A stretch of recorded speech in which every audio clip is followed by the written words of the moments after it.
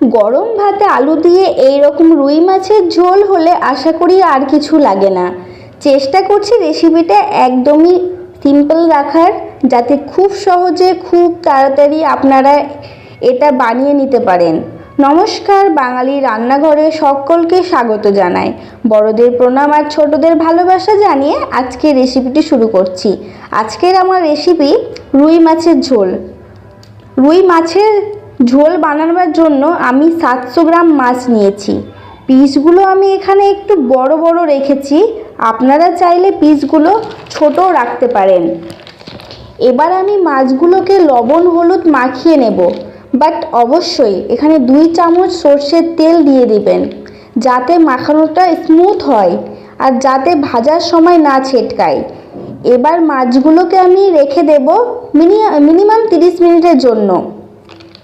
এবার কি কি ভেজিটেবল আর কি পেস্ট করে নিতে হবে এটা দেখে নেওয়া যাক। আমি প্রথমে 2টো আলু লম্বা লম্বা সাইজ করে কেটে নিচ্ছি, আর সেমভাবে টমেটো পেঁয়াজ কেটে নেব। মশলার জন্য নিয়েছি আদা লঙ্কা জিরে ধনে পাতা। টমেটোটা আলাদা করে পেস্ট করে নিতে হবে। এবার গ্যাসটা অন করে কড়াই গরম হয়ে আসলে সর্ষের তেল বেশ কিছুটা পরিমাণে দিতে হবে। তারপর তেলটা গরম হলে মাছগুলো ভেজে নিতে হবে। মাছগুলো আমি লাল লাল করে ভাজবো।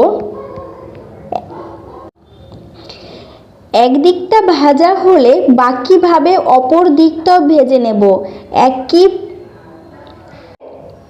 একই প্রসেসে বাকি মাছগুলো ভেজে নিচ্ছি।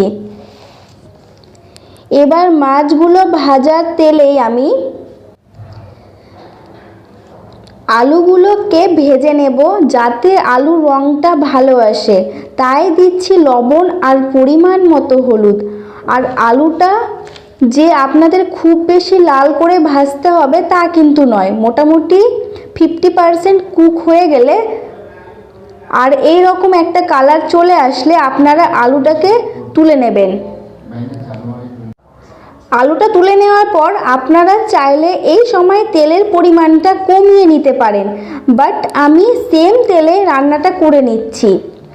আর এতে ফোড়নের জন্য দিচ্ছি 2টো শুকনো লঙ্কা, 1 চামচ কালো জিরে।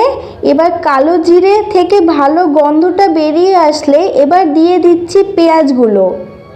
আর পেঁয়াজটা ভাজার সময় অতি অবশ্যই লবণ দিয়ে দিবেন। এবার এই পেঁয়াজগুলোকে 1 থেকে 2 মিনিট হাই ফ্লেমে ভেজে নিলেই হবে। এবার দিয়ে দিতে হবে আমরা আদার যে পেস্টটা করে রেখেছিলাম সেই পেস্টটা। আর মিডিয়াম ফ্লেমে আপনারা ততক্ষণ কুক করুন যতক্ষণ না আদার কাঁচা গন্ধটা বেরিয়ে যাচ্ছে।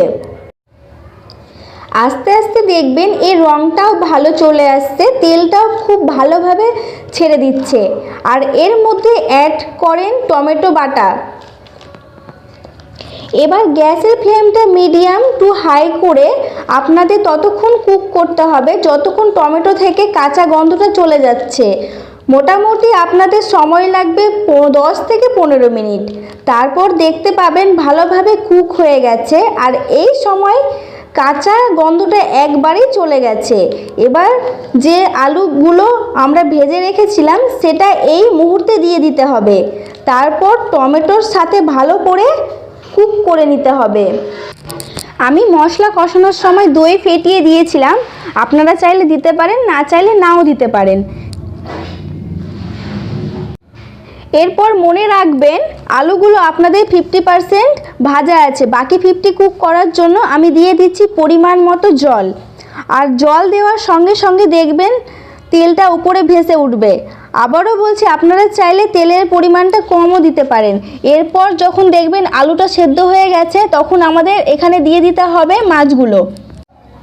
মাছটা দেওয়ার পর গ্যাসের ফ্লেমটা লো টু মিডিয়াম করে 4 থেকে 5 মিনিট ফুটিয়ে নিয়ে আরও ওপর থেকে ধনে পাতা দিয়ে দিতে হবে। আশা করি এই পুরো রেসিপিটা আপনাদের ভালো লেগেছে। ভালো লাগলে বাড়িতে বানিয়ে খেয়ে কমেন্ট করে জানাবেন আপনাদের মতামত। দেখা হবে নতুন কোনো রেসিপির সঙ্গে।